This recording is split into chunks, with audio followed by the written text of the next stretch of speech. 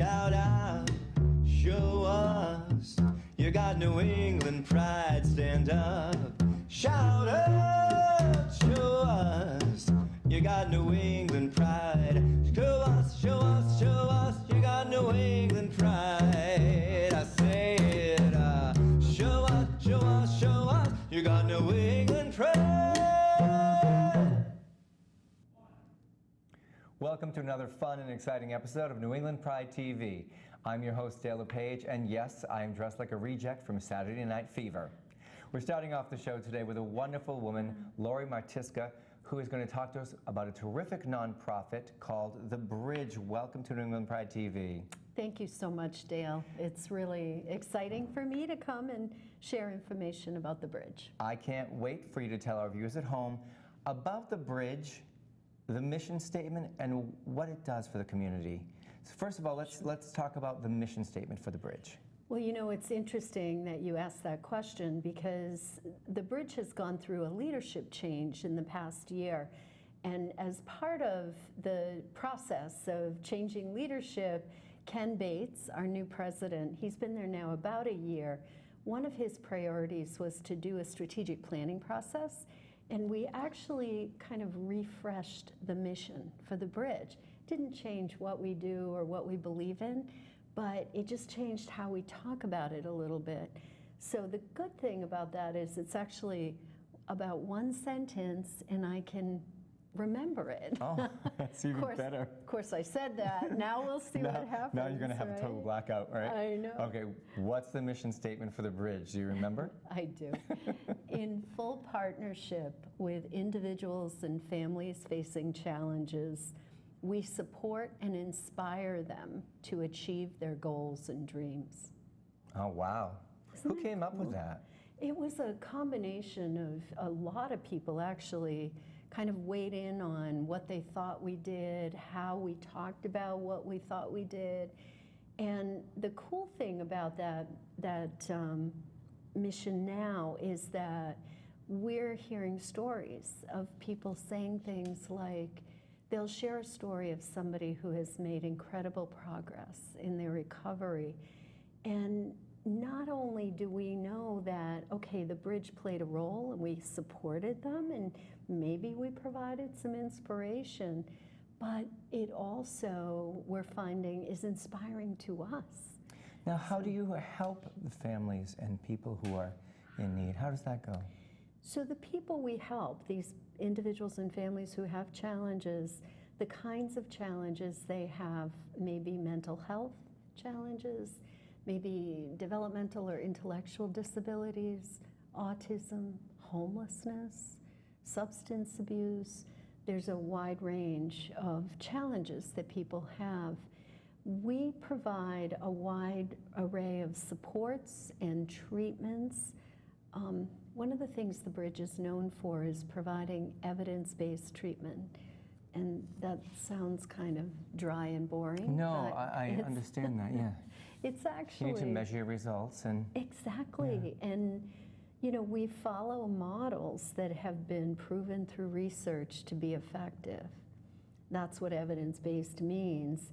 The thing about The Bridge that's maybe a little bit of a differentiator with others is that we follow those treatment models to fidelity, meaning we follow the model very strictly and we measure how well are we adhering to that model. Because it's very easy, I think, sometimes for organizations to think that what they're doing is an art form and they can kind of tweak it and play with it. And a lot of the work we do is far more effective if we follow. Sticking to a plan. Stick to the model. Yeah, to the proven. Exactly, exactly, because that's what was proven now, in research. At The Bridge, it is a nonprofit. It is a nonprofit. And do you like volunteers? Do you ask? You know, we have a number of programs that engage in the community in a lot of different ways. An example is we participate every year in all of the regions that we serve in the Day of Caring, which is a program of the United Way. Oh. So people will put together teams from companies, and they'll come and do things like paint or Right. other projects, plant flowers, Right. whatever the project is. Now, if the people at home would like to find out more about the bridge, is there a website? There is What is that? www.thebridgecm.org. And you do wonderful work. I think we do, You too. do. Thank you for being with us today. Thank you, Dale. We'll be back with more New England Pride TV right after this.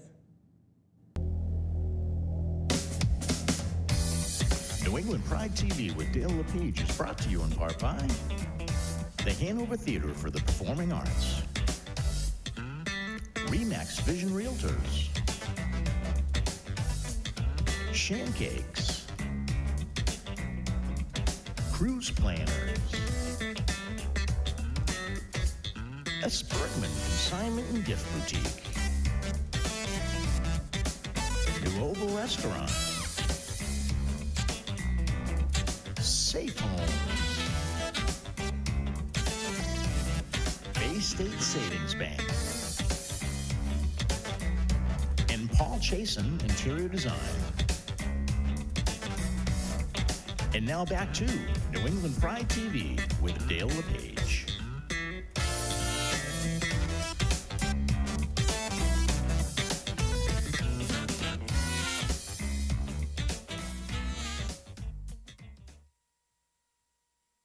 And now it's time for our segment called Out with Joe Mangicotti and the lovable sidekick Teddy. What do you have for us this time? Hey, Dale. Well, we're going to continue our summer series in Ogunquit, and we're going to check out two great places, one place to stay, one place to eat, Moon Over Maine and La Pizzeria. Fantastic. All right. Now let's see what Ogunquit has to offer. It's time to go out with Joe. Welcome to Out with Joe on New England Pride TV. As we continue our summer series with Ogunquit, Maine, we bring two more stops, a place to stay and a place to eat. First, let's talk about another great place to hang your hat when you're in town. That would be with Rick and Mark, your hosts at Moon Over Maine at 22 Berwick Road, a stone's throw up from Main Street and minutes walk to great restaurants and the beach. Built in 1839, this quaint Cape-style home offers 9 rooms and the charm of yesteryear with contemporary features. All rooms have a private bath, microwaves, fridge, air conditioning, flat panel TVs, and a Wi-Fi system throughout the house. And every morning you are served a generous continental breakfast featuring Rick's internationally famous scones. I told you last month we had a scones war brewing, and we will be having a Moon Over Maine 2-village and backyard throwdown very shortly. Now click moonovermaine.com for more details. Now that you've settled in, where to eat? Well, just across the way, a short stumble over is La Pizzeria at 239 Main Street. This is truly a family restaurant, so expect lots of kids and family and the price point to match. You can, much like at Bessie's, make dining here a regular event. The decor is old school neighborhood with porch seating. The pizza recipes have been handed down from generation to generation with a unique New York touch.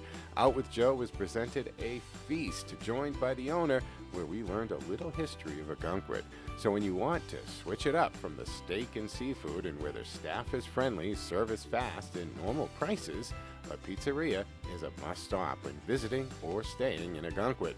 Check LaPizzeria.OGT.com. For more details and the complete profile, visit OutWithJoe.tv, NewEnglandPride.tv, and follow Out With Joe on Facebook, Twitter, and Instagram. Hey Dale, it's me, Miss Lady Sabrina, back with another letter. Let's see what they have for us today. Dear lady, I'm an older gay man and I want to get into drag. I actually have even offered to pay some of the better queens to help me make my makeup on point, but they all treat me like I'm below them. I understand how drag is and I respect the queens who should be mentors to the younger crowd. I have also seen a lot of new queens who thought they were all that and didn't need help. They take the shows the real queens wouldn't because the owner does not pay or whatever. How would you recommend getting into the drag business? I know you do not make money as an amateur. I just love the theater of it. To me, it's a performance. I have tried to make friends with the show host, but there is one, Miss Toyota Carroll. who is sweet, but I know without a reputable drag mom, I would never have a chance in her show. And then there is a show host named Mozzarella Too Much, and she acts like she hates me, and I have never met her in person. I'm not a shady, B-I-T-C-H, like a lot of these queens, and maybe that is my issue. Any advice? Dancing on my own. Okay, dancing on my own. There are a lot of motivations for doing drag. I think first you need to identify what exactly you want to accomplish. If you like the feel of women's clothes, want to be a woman, or want to do it for entertainment. Of course, you could want a combination of a few. Next, it's important to identify what type of look you want to present. You know, pick some drag looks you admire, and then can tailor them to you specifically. Once you have all that decided, then it's time to work on performing, which by the tone of your letter, that it seems like you want to accomplish. So now, if you're performing for the first time, pick a song that you know very well. Pick an outfit that goes with it. Now remember, you're a drag queen, so over the top is fine. I wouldn't know anything about that. Very subtle. Very subtle. Now remember, with all these queens available these days, it's about getting credibility. Find a new local drag competition and enter. It would be great if you win, but it's not about winning. It's about making an impression. Get there early and socialize with everyone, including the host. Grease the wheels. Show people you're more than a 4-minute number. The way into a house queen show is by showing them your personality. When performing, keep your head up. Don't look at your feet, don't lose your words, and find a specific person or people in the audience, like sing it to them so it feels a little more personal, and it'll help you connect emotionally. Again, this is about going out there and leaving it all on the dance floor, letting them have it, as they say. Drag moms are great, but if you can't find one, drag friends are good too. Some of us just did fine without one. I love my drag children and will do all I can for them, but it doesn't mean without one you're screwed.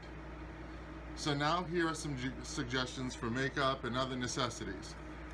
I get no kickback from these products and sites, but I just find that some of these things are helpful. For wigs, real good wigs, you know, show quality wigs that are lace front. Always get a lace front. A hard wig line is really hard to hide. You can get it at findwig.com. Great lace fronts, and they're very inexpensive. Shoes, I usually go to like beverlyheels.com because you can hunt by size. So it's much easier to kind of find out exactly what, you know, will work for you, because nothing irritates me more than finding a sick pair of shoes and then it only comes up to a size 10. Isn't that cute? Not. Makeup is a little more, you need a tutorial for that. There are lots of queens out there with tutorials. Two of the ones that I found to be the best were Ravens, you know, from RuPaul's Drag Race, and Manila's from RuPaul's Drag Race. Like both of those, like they included the products that you would use. So I find that would be very helpful. You know exactly what you need to buy in order to complete the transformation. I hope this helps, and right back if you need any other assistance. Go get 'em, girl! I hope this finds you well. Love and light, Lady Sabrina. And we are back now with our next guest, who is Laura Farnsworth, who is the director of Safe Homes and also PFLAG. Welcome. Thank you, Dale. Now, can you tell us, please, what Safe Homes is and what PFLAG is?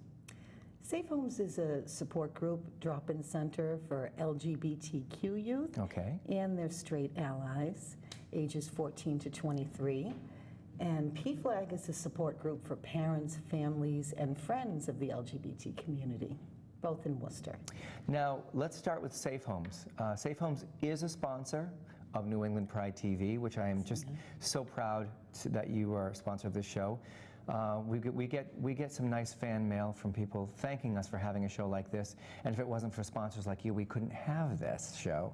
So thank you. Now, Safe Homes itself, What do they do on a daily basis with the community? What don't we do? It's almost a better question. Okay. So the mainstay of the program is the drop-in center for the youth. We need to make sure that LGBT youth know that there's a safe space for them where they can find education, support, like-minded peers. And we also take that a step further by providing free one-on-one counseling for them. There might be some struggling in their homes, with their families, with their identities or sexual orientation. We also do outreach to the community to provide trainings and awareness education, diversity trainings. And we also work with families who might need to come in with their children or young people and have that family support and family counseling also for free. That's incredible. Which is great. Now, when I was first thinking about developing a show like this, I stopped in to see you and sit in on a day at Safe Homes almost. It was like a wonderful, the kids were incredibly creative, inspiring. When they found out there was going to be an LGBT TV show, they gave us a round of applause, and that was inspiring to me. And one of the things that I learned just from that short time that I was there was how important your role is in their lives. Like, you're a mentor. It's true, and myself and some other amazing adults. We have our 2 clinicians, as I mentioned. We have a peer support worker, and the rest are volunteer adults who provide that role model, that mentorship to them, which is really critical. Now, do you look for volunteers from the community? Do you have volunteer positions? We are actually, I'm so happy and proud to say that we're full at the moment. That is great to hear. We have so many wonderful qualified people. We even have a chaplain to address some of the religious concerns that our queer youth have and questions they have these days and that their families have. So I think just knowing that people are there simply because they care about them, because we can relate to their experiences, and that we really want to nurture them and be that loving support, that loving influence in their life that some of them might not have at home. Right, and you do that. We do. And we're just so proud to have you, Dale. Oh, please. To know that New England Pride is out there. And we're very excited about this show taking off. Now, with the few minutes we have remaining, can you tell our viewers at home what PFLAG is? So PFLAG kind of provides the same type of safe space, but more for parents and families and adults in the community. So it's very interesting. In the past 2 years, the parents and families who've come in have almost been exclusively parents of transgender and gender variant young people. Right. So there seems to be a lot of outpouring of need for support and education from those families. And you give that support to the parents to try and make them understand what's happening, helping them through the maze that must be in their minds when It's true. Yeah. It's tragic, you know, even when young people come out as gay, lesbian, bisexual, there's a certain amount of process that parents go through. We liken it to the stages of grief. I was going to say that. It truly is. It is. And for parents of transgender children, you can only imagine how that is magnified for them. So it's really critical, I think, the work that we do. And we don't often hear it from the young people at the drop-in or parents and families at PFLAG, but we might run into them years later and hear how we saved their lives, literally, and saved their families. Now, you do such inspired, great work. How can we find out more about Safe Homes? Is there a website? There is. safehomesma.org. Safehomesma.org. Safehomesma.org, and there's also some amazing resources on there as well. All right, and you've got a Facebook page. We do. Safe Homes. We have a Facebook page, we have a Twitter. Our young people put out their own Facebook pages. Terrific. Our peer leaders. And I should have mentioned that we are a youth-led adult advised group. Okay. So we have a peer-led steering committee of 12 youth who help shape the drop-in. You do great work. Thank you for inspiring me and everybody around you. Thank you, Dale, as do you. We'll be back with more right after this. We're here for New England Pride TV with everyone's favorite mayor, Mayor Joseph Petty. How are you? Pretty good, Dale. Yourself? I am fantastic. Now, one of the questions that I wanted to ask you is, how do you feel about New England's first LGBT television show, coming right out of Worcester. I think it's great. I am glad, Dale, that you are taking the lead on this, and I'm glad you started this in the city of Worcester. We made great progress over the last 2 or 3 years with City Manager Augustus and the Worcester City Council. We're going to talk about the community scorecard, the Human Rights Index. We are going to talk about that because in 2014, it was at 55%, and you and your committee brought it up to 100% for the last 2 years. Correct. And my understanding was we're over 100% this last year. So we went from 55 to 100% in 1 year because we focused on it. We made sure that anybody that we're doing business with in the city of Worcester, that they had anti-discrimination law policies at their businesses to make sure they weren't discriminating against the LGBT community. And they also require anybody going through a transition process or a transgender type of issue that they would have health insurance that would allow that person to transition into the person they want to be. Absolutely fantastic. One of the questions I wanted to bring up to you was, I think last year you started, I remember there was wonderful forums being done by the Department of Justice. You went, can you tell us about that? Yeah, we really started with what happened in Ferguson, and then we had a number of people in the city of Worcester who were protesting or didn't feel like they were being heard. And speaking with the city manager and myself and some members of the community, that we just wanted to get together, hear from the community, and try to make sure this is a welcoming city. The demographics in the city is changing dramatically. In what way? In the ethnicity of the city. In 5 to 10 years from now, you're going to see more immigrants here, and people of the communities of color are going to expand greatly. And pretty much, so my point is, you got to make sure all people feel welcomed here in the city of Worcester, and that they have a voice. And I know sometimes it's hard in government when people feel like they're voiceless, and you're thinking as the mayor or city council or an elected official that you're doing everything that you're hearing, that you think you actually have listening to people, and they have the opposite opinions. So that's why we did it, so we could hear from the communities of color and some of the issues. And we came out city manager came out with several ideas and points that he addressed. We hired a diversity officer. Now, who is your diversity officer?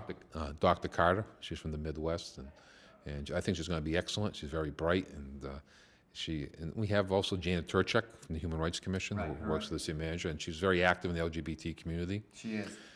We have, and who was very active was Chief Jim. He was very supportive. He had Lieutenant Rick Bates. Yes, now let me talk about Rick Bates, Lieutenant, and he has been just an incredible force in bringing understanding to all the services in the city. He's gone out to many colleges. He's gone out to support groups. I met him at Safe Homes, which is a wonderful organization. And did you partner with him in this endeavor? Yeah. Well, he's been very active. The chief was very supportive. He's training police officers in the issues that are affecting the LGBT community and the transgender community. Right. He's also training campus police officers on the college campuses here in the city of Worcester. And I think he's even been called outside of Worcester to do some training. Fantastic. But he's taken this issue and he's run with it. Yeah. He's trying to address what's impacting the LGBT community. In fact, that's where Safe Homes, you brought that up. That's where I started really understanding probably the transgender issue a little bit more than I did before. Listening to these high school students come in, it really broke my heart. And some of the and they were very honest. Yeah. They either had friends that committed suicide or tried to commit suicide, or they tried to commit suicide themselves. Well, that's an extremely good point for me to bring up. That is a big part of the reason why I developed New England Pride TV is the suicide rate for LGBT teens and transgender teens it's too high. It's like double. Yeah. And we need to let them know there are support groups out there and really supportive people like yourself who are running a city. Right. And there is that Safe Homes, I think Ms. Farnsworth. Yes, Laura Farnsworth, yeah. And she does a great job on that.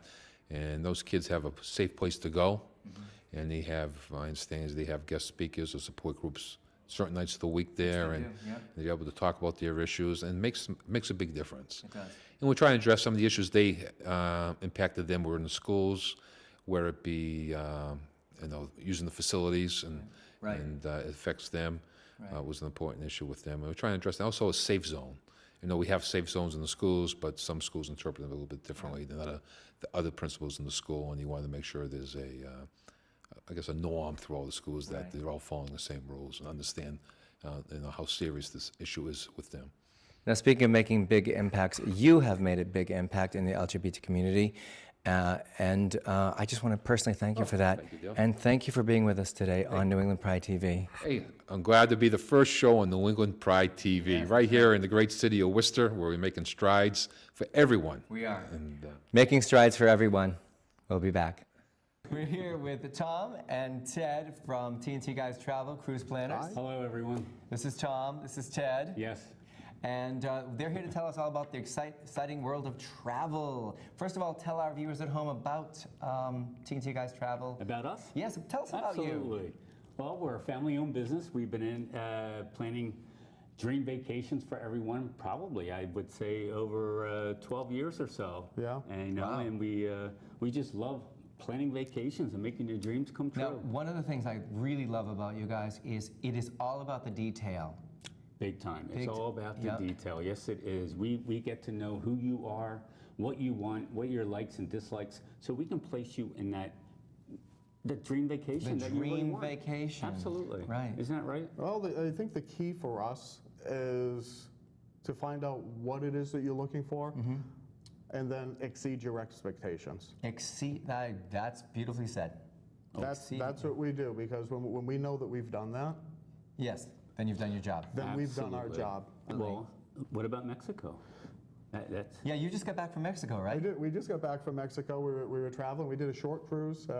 Stopped at a couple of great spots. Got to swim with the stingrays. Get photobombed by the stingrays in Grand Cayman. Now I hear through the grapevine that Mexico has a really big LGBTQ destination. Puerto Vallarta on the west coast of Mexico and the Baja Peninsula. Absolutely gorgeous. It's considered the San Francisco of Mexico. I was very surprised to hear that. I had no idea. I'm learning. You're teaching me. Well, that's what we try to do. That's what we try to do. I mean, it's amazing. We do land vacation. I mean, people hear our name and it's Cruise Planners, and they think, but we are your land and cruise experts. You do everything. We do everything. You want to travel to Shrewsbury and stay at the 920? We can help you get there, and arrange transportation too. Yes, we Speaking about the LGBTQ community and New England Pride TV, you have a little announcement to make? We do have a special announcement to make. Tom and I are proud to announce today that we have just become the host of the very first Cindy Foster Fan Fest. Wonderful. This is going to be an amazing 4-night cruise on the beautiful Norwegian sky. Leaving from? Leaving out of Miami, April 24th through 28th of 2017. So there's still plenty of time to plan this. There's going to be a private cocktail reception with Cindy, a private performance by Cindy. Wow. What else do we have going on there? Oh my! So much more. After the private performance by Cindy, there will be a meet and greet for photos afterwards. Right. Another day we're going to be what is it? The CD. She has her comedy CD coming up. She does have her comedy CD. I'm trying to think, because there's so much that's going on here. I mean, the private island that we're landing at, there's 3 different ports. And if people want to find out more about this, it's Cindy Fan Fest. CindyFanFest.com. And if people want to get in touch with you too, they want to go to TNTGuysTravel.com, or you can reach us via telephone at 774-261-8160. That's perfect. And we'll be back with more New England Pride TV right after this. Awesome. Thank you. We've come to the end of another episode of New England Pride TV. I'm joined now by the wonderful Mom LePage. Say hi to everybody. Hi, everybody. We'd like to thank all of our guests who are on today's show, and we'd like to thank our sponsors, because without our sponsors, we wouldn't be here. So we'd like to thank them. And we're going to end tonight's show with the same saying we always end with, which is, please don't be afraid to shine your light. you may be lighting the way for someone else. That's right. That's right. Bye for now. See you next time.